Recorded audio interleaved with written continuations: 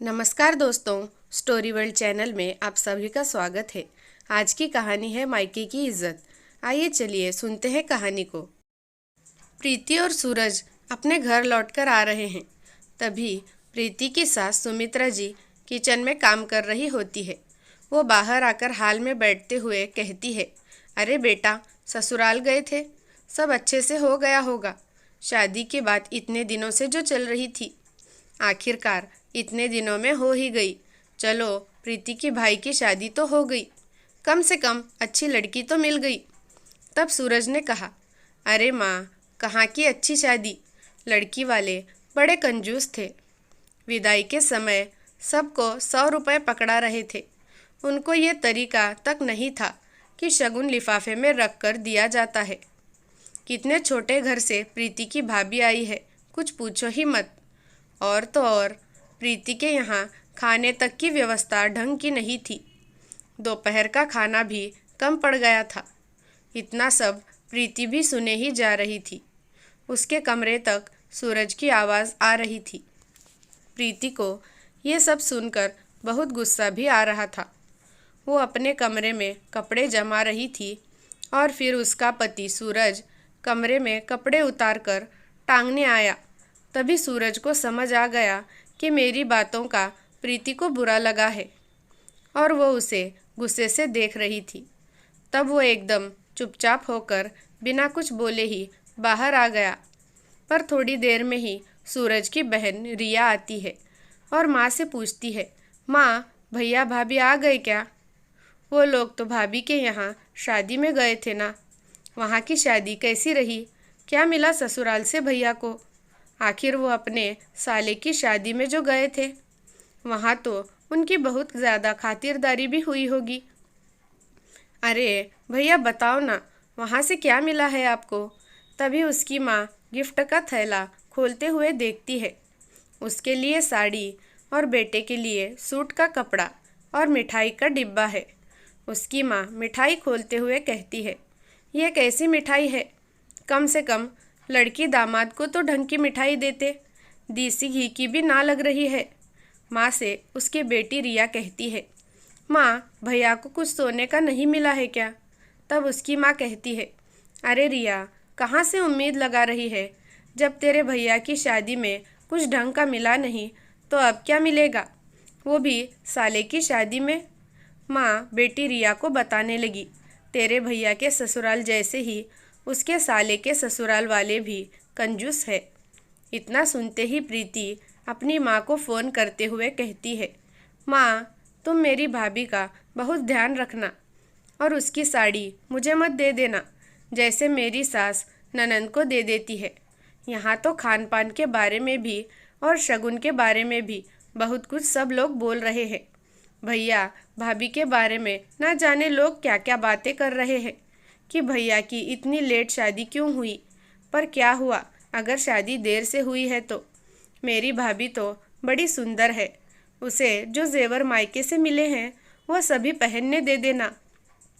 मेरे यहाँ तो मेरे जेवर सब ननंद जी को दे दिए गए हैं।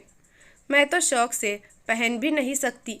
सब भाभी के कम पैसों को देख रहे हैं। उनके यहाँ से 100 रुपये मिले हैं, वो भी बिना लिफाफे के। ये सब देखा जा रहा है। माँ, जिसे जो कहना है कहे, कम से कम मेरे नंदोई जैसे नहीं है। वो बिल्कुल भी अच्छे नहीं दिखते। पैसा ही महत्वपूर्ण नहीं होता। यहाँ तो भैया की शादी लेट हुई, उसके लिए भी बातें हो रही है। माँ, अगर भैया मंगली ना होता तो जल्दी ही शादी हो जाती। मेरे भैया आखिर स्मार्ट जो है, वो तो आप कुंडली मिलाने पर जोर देती थी, इसीलिए। नहीं तो हम कब की भैया की शादी कर चुके होते। खैर, आपने सही किया, शादी में जल्दबाजी नहीं की, नहीं तो मेरी भाभी सुंदर कैसे आती। प्रीति को इस तरह की बातें करते सुन उसका पति सूरज भड़क जाता है कि प्रीति उसके यहाँ की पूरी पोल पट्टी खोल रही है। उसे ये बिल्कुल बर्दाश्त नहीं होता तो वो चिल्लाकर कहता है, ये क्या है जो तुम इधर की उधर कर रही हो? तब प्रीति कहती है, तब से आप क्या कह रहे थे? जब खुद के बारे में सुनने की बारी आई तो बुरा लग रहा है। मेरे भैया भाभी की जोड़ी बहुत बढ़िया बनी है। यदि आप अपनी ससुराल की इज्जत करते तो मैं क्यों बोलती? नहीं ना। यदि आप अपनी ससुराल की इज्जत नहीं कर सकते तो मेरे से उम्मीद क्यों कर रहे हैं कि मैं आपके घर की इज्जत करूं? इतना सुन उसके पति सूरज को समझ आता है कि उसे भी नहीं बोलना चाहिए था और उसकी बोलती बंद हो जाती है। इधर सासू माँ भी प्रीति के गुस्से को देखने लगती है और उसकी ननंद रिया भी फ़ोन छुड़ाते हुए कहती है, भाभी भाभी बस करो, घर की इज्जत और मान मर्यादा को बनाकर तो रखो। तब रिया की नज़र मोबाइल की स्क्रीन पर पड़ती है तो वो देखती है कि मोबाइल तो स्विच ऑफ है। ये देखकर रिया बोली, अरे भैया मोबाइल तो ऑफ है। फिर प्रीति ने कहा, हाँ मोबाइल तो ऑफ है। मेरी माँ ने ये नहीं सिखाया कि ससुराल में इज्जत उतारो। और श्रीमान जी और सासू माँ सबको मैं बता दूँ, मेरी माँ ने मेरी विदाई के समय यही नसीहत दी थी, दोनों कुल की लाज मान सम्मान बनाकर रखना, ना कि मायके की इज्जत और ना ही ससुराल की इज्जत पर आँच आने देना। ये दोनों परिवार तेरे अपने ही हैं। उन्होंने मुझे नसीहत दी थी, दोनों की कमियों को कभी मत देखना। यदि ये देखने लगोगी तो कभी खुश नहीं रह पाओगी। इसी तरह की उसकी बातें सुनकर पति और सासू माँ को लगा कि हम फालतू में ही बातें कर रहे थे। आज प्रीति को हमारी बात बुरी लगी है, इसीलिए वो इतना बोल पाई है। फिर ननंद रिया ने भी कहा, हाँ भाभी, हम लोग ही अपने मायके वालों का कभी सम्मान नहीं कर पाए। दिखावा करना तो आसान है, पर हर कोई में उच्च संस्कार नहीं होते। आप हमारे घर की लक्ष्मी बनकर आई हो और भैया की तरक्की होती गई है और हम लोग आपके मायके से क्या मिला यही सोचने में लगे रहे। तभी उसकी सासू माँ सुमित्रा जी को लगा, हम लोग प्रीति के मायके वालों को लेन देन से ही उन्हें तोलते रहे, पर वो असली चीज़ अपने बेटे को सिखा ही नहीं पाए कि ससुराल की भी इज्जत करनी चाहिए। फिर सासू माँ बोली, प्रीति, हमने जो कुछ भी कहा या तेरे साथ किया उसके लिए हमें माफ़ कर दे। अब से तेरे मायके वालों पर मैं कभी उंगली उठाने नहीं दूंगी। अब मैं समझ गई हूँ कि हर किसी को मायके की इज्जत प्यारी होती है, वैसे भी तुम्हें भी है। आज के बाद मैं अपने बच्चों को यही नसीहत दूंगी कि कभी किसी को सम्मान ना दे सको तो कम से कम उसकी इज्जत ना उतारो। और ना तो उन्होंने अपनी बेटी को भी समझाया कि बेटा तू अपने ससुराल में हमेशा कमी ही ना देखा कर, हम में भी कमी हो सकती है।